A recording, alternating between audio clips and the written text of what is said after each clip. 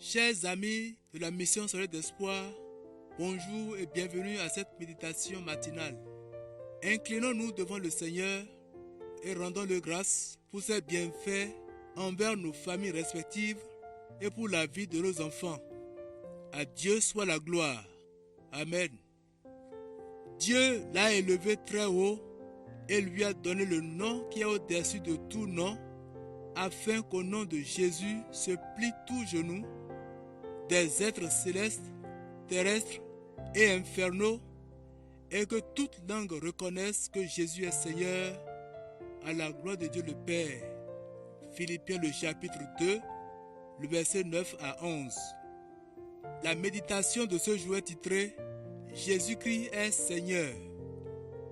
Pour célébrer le but qu'il vient de marquer, un joueur de foot soulève son maillot et découvre le message inscrit sur son téchi « Jésus-Christ est Seigneur ». Tous les spectateurs et les téléspectateurs peuvent le lire. Comment cela résonne-t-il dans leur esprit et dans le nôtre? Jésus, le Fils de Dieu, a été crucifié parce qu'on ne voulait pas de lui, ni de son enseignement.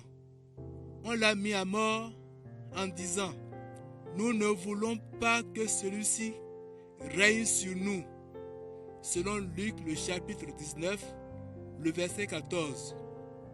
Mais l'apôtre Pierre affirme « Dieu l'a fait Seigneur et Christ, ce Jésus que vous avez crucifié ». Acte 2, verset 36. Dieu l'a ressuscité. Celui que les hommes ont méprisé, mis à mort et lui a donné une place d'autorité. Il condamne ainsi sans équivoque le crime le plus odieux jamais commis par l'humanité. Il montre ainsi qu'il reconnaît la valeur du sacrifice accompli à la croix pour le salut des hommes coupables. La question se pose maintenant à chacun. Quelle place a Jésus dans mon cœur? Ai-je accepté pour sauveur celui qui s'est chargé de mes péchés sur la croix pour que je sois délivré de ma culpabilité devant Dieu?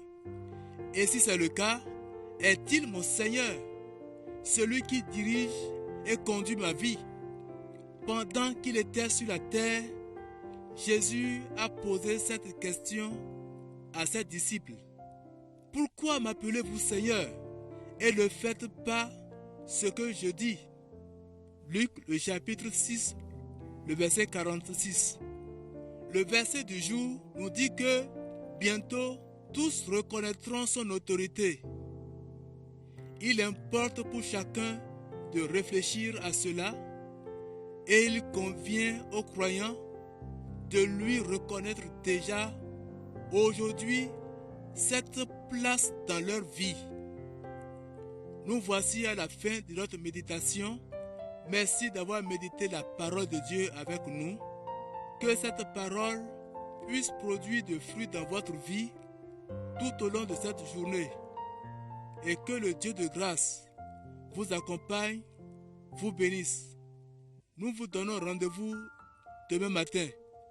Prions afin de pouvoir reconnaître véritablement la Seigneurie de Jésus-Christ dans notre vie. Que Dieu vous bénisse. Shalom.